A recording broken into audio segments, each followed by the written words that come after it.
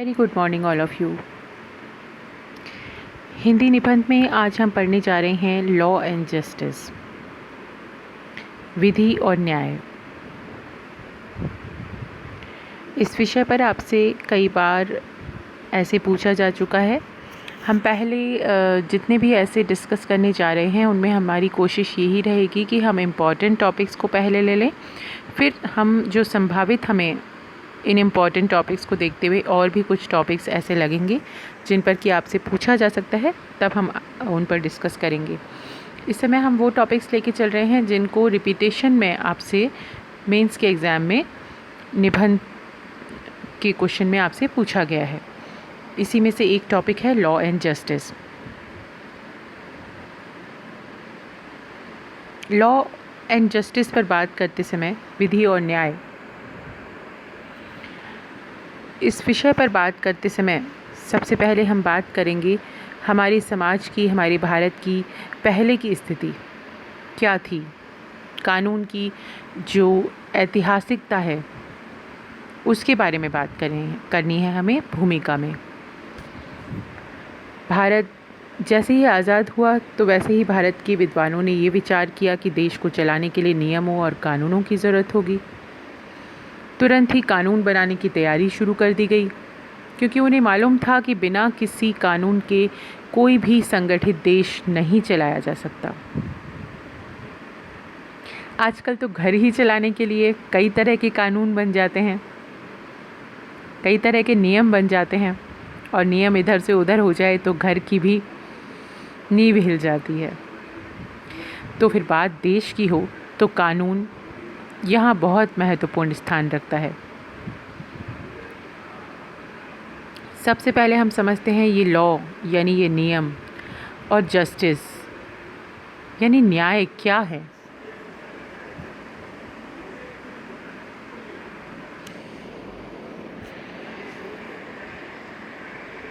हर व्यक्ति की सोच अलग अलग होती है और वो चाहता है कि सब कुछ उसके ही कहे अनुसार हो, उसके सोचे अनुसार हो।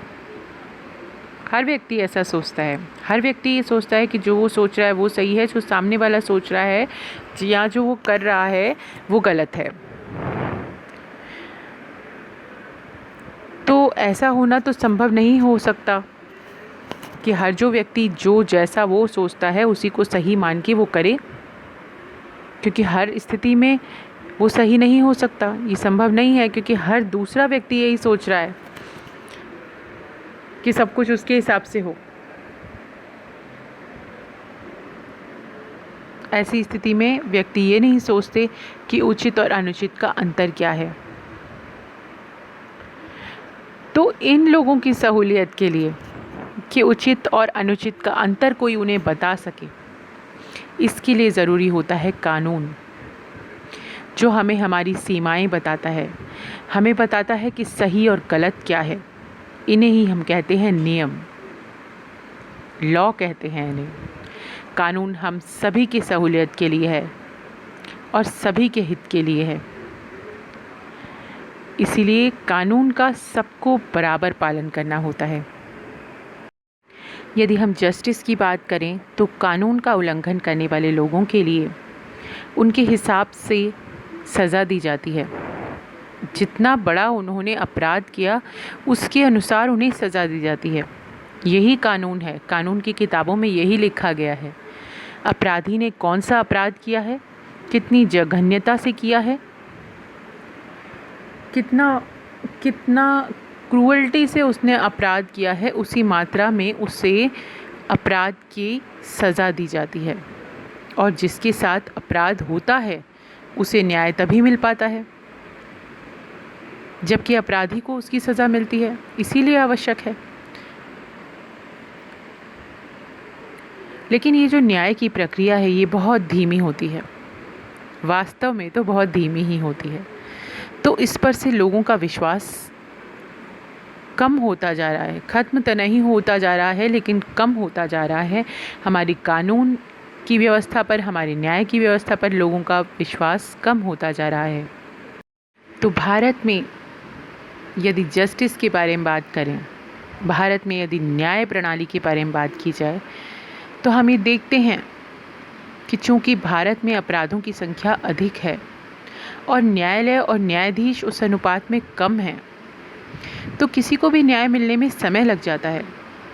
लेकिन यही प्रणाली अगर अच्छी हो जाए तो जल्दी फैसले होंगे, तीव्र फैसले होंगे, लोगों को न्याय मिलेगा, जिससे अपराधों में कमी आएगी और जनता का कानून के प्रति सम्मान बढ़ता जाएगा। कोई भी केस अगर सालों तक चलता है और उन्हें न्याय नहीं मिलता है तो न्याय व्यवस्था पर से व्यक्ति का विश्वास ही उठ जाता है।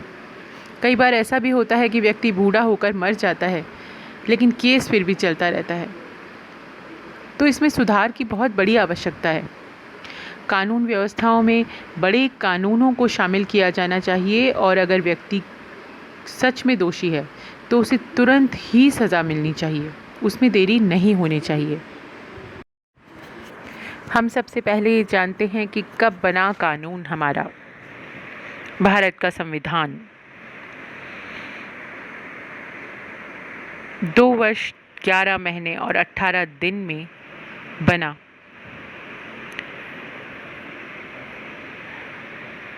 जिसमें विदेशों से कई सारे अच्छे कानूनों को लिया गया और अपने संविधान में लागू किया गया, अपने संविधान में शामिल किया गया, और साथ ही कई सारे ऐसे नियमों को जोड़ा गया जहां व्यक्ति के हित को ध्यान में रखकर कानून का निर्माण किया गया।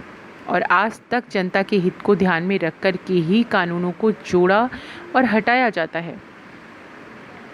चूँकि हमारे संविधान में विदेशों के अच्छे कानूनों को भी स्थान दिया गया है, तो भारत का जो कानून है वो और भी अलग और न्यायप्रिय बन गया है, जिसे भारत के कानून को सिर्फ और सिर्फ न मानना या कानून का दुरुपयोग करना, अगर ऐसा हो रहा है तो ये हमारे लिए बहुत निराशाजनक बात है।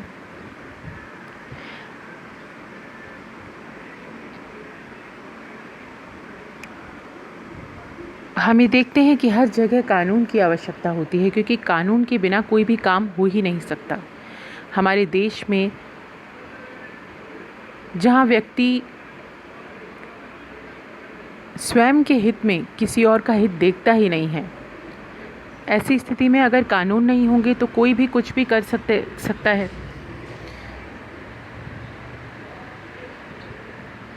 यानी अपराधी के लिए अपराध तो अपराध ही नहीं है, क्योंकि उसकी नज़र में तो वो सही ही कर रहा है, वो खुद को सही ही मान रहा है। तो ऐसी स्थिति में वो कानून ही है जो हमें बांधे रखता है कुछ गलत करने से। सही मायनों में कानून हमारे गार्जियन की तरह है, जो हमारे अच्छे और बुरे कर्मों पर नज़र रखता है। जैसे हमारे बड़े रखते हैं, वैसे ही कानून है जो हमारे अच्छे और गलत कामों पर नज़र रखता है और हमें सज़ा देके हमें सुधार के लिए भी प्रेरित करता है।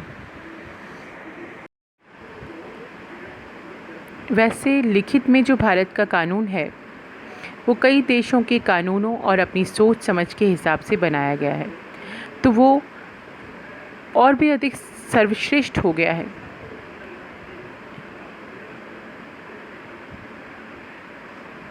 लेकिन हम ये देखते हैं कि हमारे भारत में आज स्थिति ये है कि आम जनता कानून को अपने हिसाब से चलाना चाहती है। यहाँ देश का जो कानून है, देश की जो तरक्की है, उससे किसी को कोई अर्थ नहीं है, किसी को कोई मतलब नहीं है। हर कोई व्यक्ति केवल खुद की ही तरक्की चाहता है, चाहे वो कानूनी तरीके से हो रही है या फिर वो गैर कानूनी तरीके से हो रही है। लोग कानून को अपने हिसाब से चलाना चाहते हैं। अगर कोई चीज़ उनके हित में है तो वो कानून है, अगर वो खिलाफ है तो उसे नहीं मानना ही उनका कानून हो जाता है।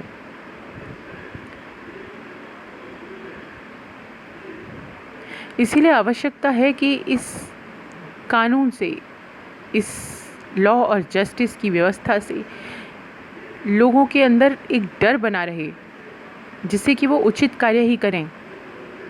कानून को इतना सख्त होना चाहिए जितना वो इस समय है नहीं।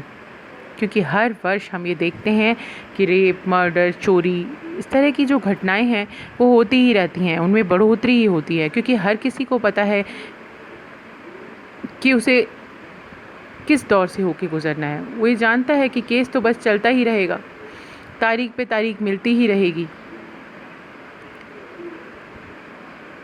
तो अपराधी को किसी तरीके का डर ही नहीं है। इसे कोई ना दोहराए, ऐसे अपराधों को अपराधी ना दोहराए, इसके लिए कानूनी प्रक्रिया को तीव्र करना पड़ेगा। हमने अपराधी के लिए अपराध तो नियत कर दिया, लेकिन अगर ये कानूनी प्रक्रिया धीमी चलती है तो अपराध की संख्या में बढ़ोतरी को हम रोक नहीं सकते, हम अपराधों को कम नहीं कर सकते कभी। महत्वपूर्ण ये है भारत के हर नागरिक के लिए कि उसे अपने कानून को सम्मान देना होगा। यदि हम कानून का सम्मान नहीं करेंगे, हम कानून के कहे अनुसार नहीं चलेंगे, तो फिर हमारे साथ भी न्याय कभी कैसे हो सकता है। आज हम कानून की अवहेलना कर रहे हैं, लेकिन कल अगर हमें न्याय की ज़रूरत पड़ेगी तो हमारे साथ भी न्याय कैसे हो सकता है। हम अपने और दूसरे लोगों के अधिकारों के लिए तभी लड़ सकते हैं जब हम कानून के अनुसार चलें। कानून के प्रति हमारा क्या दायित्व है, उसे भी ध्यान में रखें। हमारा दायित्व है कि हम अपनी व्यवस्था को, अपने कानून को, लॉ एंड जस्टिस को सम्मान दें। कानून किसी एक का नहीं है, ये सबका है, सभी का बराबर है, तो सभी को इसे बराबर ही मानना होगा। तभी ये समाज सुरक्षित रह सकता है, तभी ये समाज खुश रह सकता है। हमें याद रखना होगा कि हमारी वजह से किसी और को कष्ट नहीं पहुंचना चाहिए। इसके अलावा हम कुछ बात करेंगे कुछ बिंदुओं में कि हमारी कानून व्यवस्था में किस प्रकार के सुधारों की आवश्यकता है। वो सुधार हमारी कानून व्यवस्था में आना बहुत ज़रूरी है।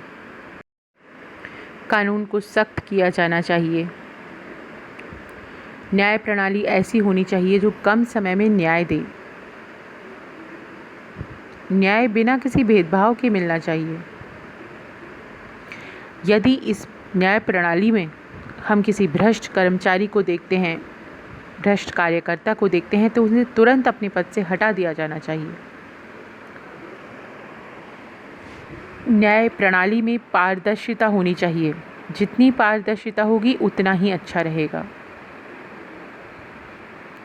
नियमों को तोड़ने वालों के खिलाफ सख्त कदम उठाए जाने चाहिए।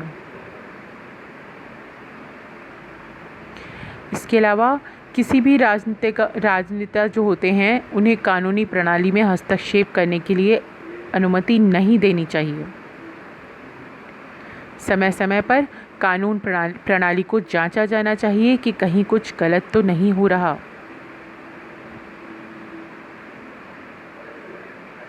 रिश्वतखोरी को एक बड़ा जुर्म बना दिया जाना चाहिए।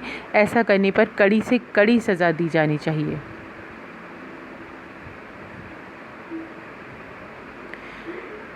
न्याय प्रणाली में कानून को सर्वोपरि स्थान दिया जाना चाहिए। नियम से आगे कुछ भी नहीं होना चाहिए। नियम सबसे पहले हैं।